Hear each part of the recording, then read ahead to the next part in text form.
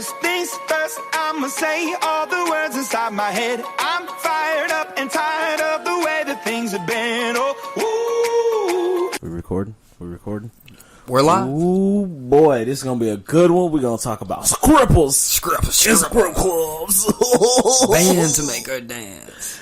Yeah, it's going to be a fun, wild one. Good old script clubs. Script club. Man, what? I do have a background in it because, you know, I was a button pusher, as I call them. Yeah. A guy that just pushes buttons, whether it be people's buttons or a computer. Right. Yeah. You were. I was a human jukebox. Yeah.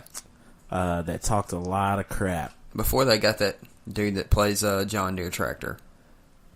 Like, I've done that once. Stop it. I did that once. Yeah. I did if it it was the cowboy theme. Legit, I have a story, and it's about John Deere tractor. Well, similar to it. Mm-hmm. There was a girl that I didn't really care for. Yeah. And she was on stage, and there was a bunch of hillbillies. I say hillbillies, just a bunch of good old boys.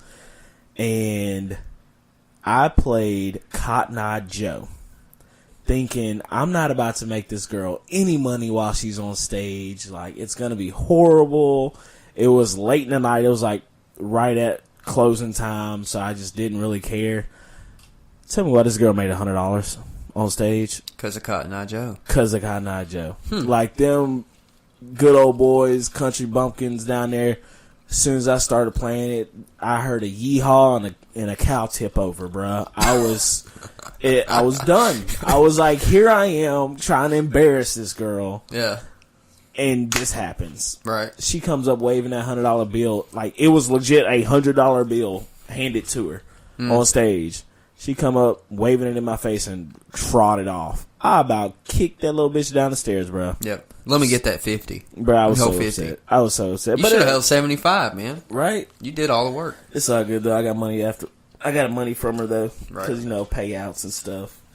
Yeah. Nah, people ask me all the time, how was it? I'm not going to name the clubs that I worked at. No. It's in the past. But Right. it was fun at the clubs I did work at. Yeah. Good experience in life. I saw a lot of things that a lot of people don't get to see at strip clubs. I saw a lot of things happen within a strip club that a lot of people don't know about in a strip club.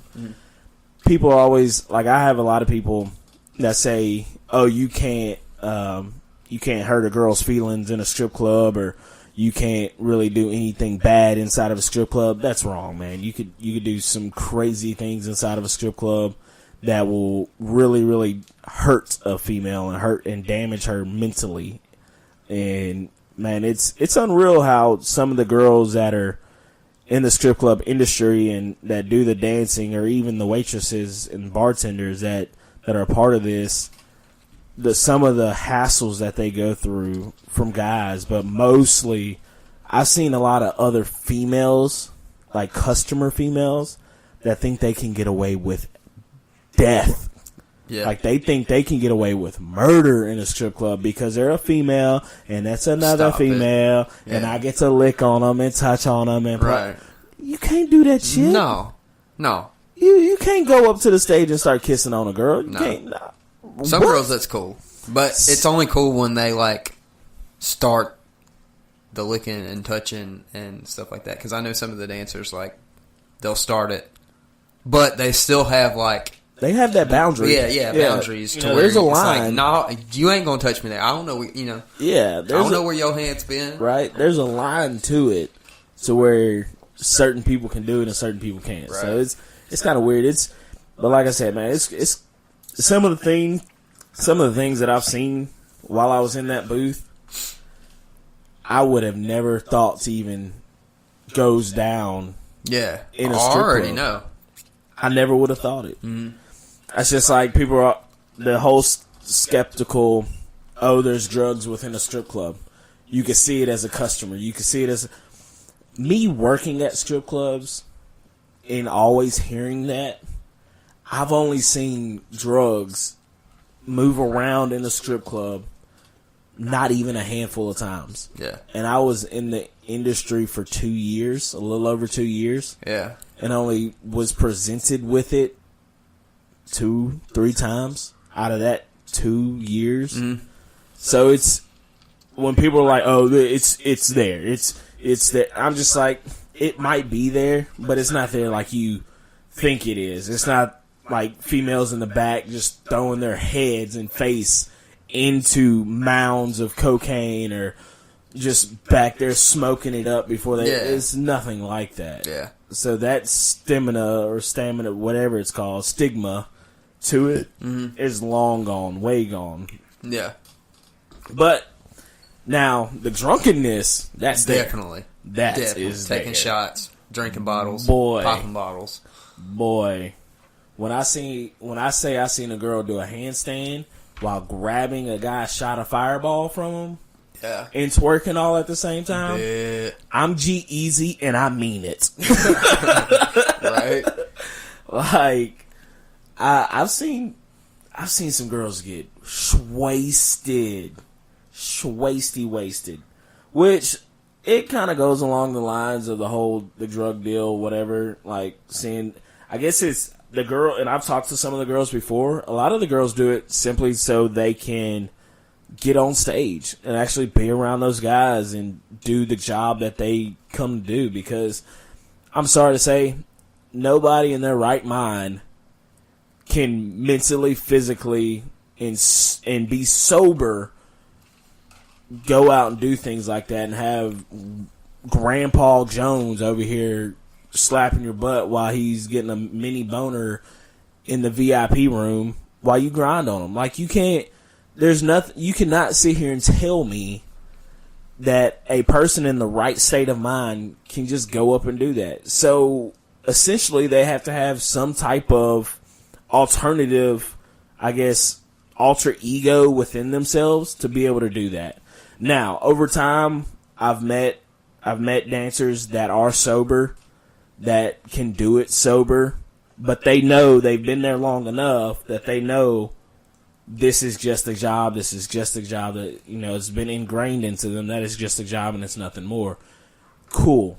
They can do that, but you can't tell me somebody that's been there for less than a year can do that. Right. Like, I couldn't do it. Mm-mm. Like, me being, everybody thinks I'm like this ladies' man. Like, I get all the girls. Yeah. Bitch, I was in the friend zone for Nude Mondays. Stop. Follow TCar74 on Don't Snapchat. follow me. I will send you a booty hole picture. And it's of hairy. one of the girls that sends it. But no, like, everybody thinks I'm this I don't know, this lady getter, whatever people want to think of me. When I was in the DJ booth sometimes, and like, so many girls would overwhelm me being in there checking in. Yeah. Like, it would still freak me out. Like, okay, why are y'all all in here? Like, leave. Like, y'all are half naked. Y'all are beautiful. Go. I don't care. Just leave me alone. Yeah. Like, I played it off with certain girls whenever they would come in and hang out up in the booth. I was cool with them because I got to know them on a personal level. But if I didn't know you and you, like, try to come dance on me while telling me your name, GTF. If you don't get off me, like, I don't know you like that. I don't work for free. Right? And that's what I would tell them, like, girl, you dancing on me, you gonna pay me money. I ain't paying you money. Because I remember pretty vividly, there used to be this one girl, she would always come in the booth and try and, like, dance on me to get out of paying money. I'm like, look, you ain't doing nothing for me. You got money for me, or you can go get on stage. Yeah. Which one? True. I said, because you dancing on me ain't doing nothing for me, girl. I said, I'm sorry, but it ain't working. I don't even know you like that. Right? I don't even know your name. What's your name? Yeah. Not your stage name either. Right? We ain't got that far. Never mind. I need to know your real name, not your stage name. Right. Not your Squirple name. Right. Nah, it was fun. It was pretty interesting. Experience. It is. Yeah. It's not one of those experiences I put on my resume. No. It's frowned upon, like, nowadays, it seems like.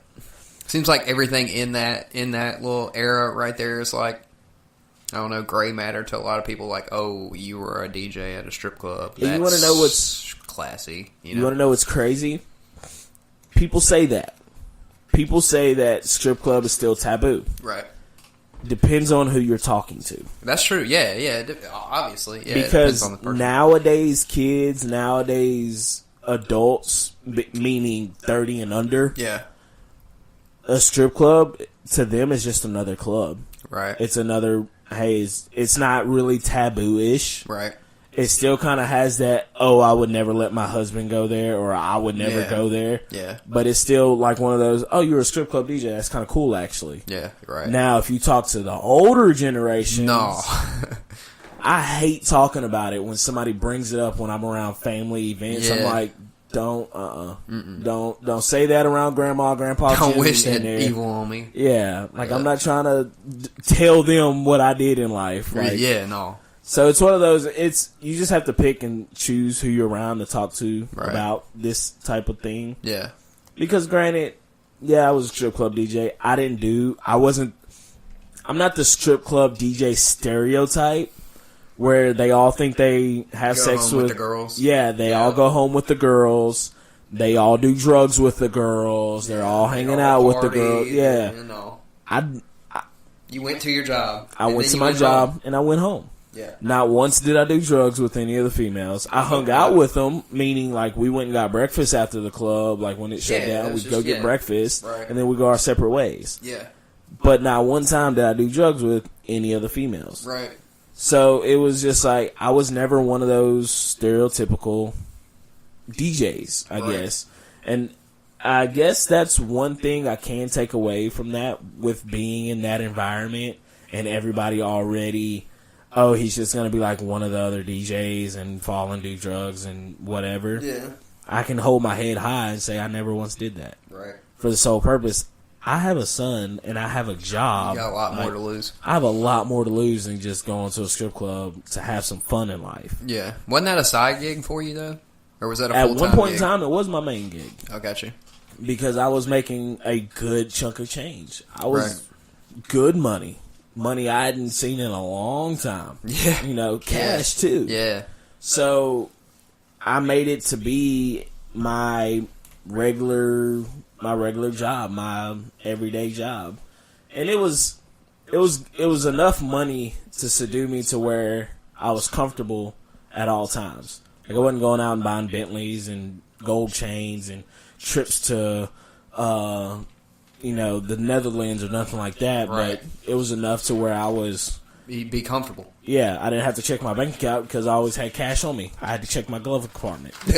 Right? Sock drawer. Right? My center console Yeah. was a bank. Yeah. My freezer All was, ones. was a bank. Your bank teller got tired of you. Yeah. Like I remember I used to go to my bank teller and I would legit have a bucket full of money.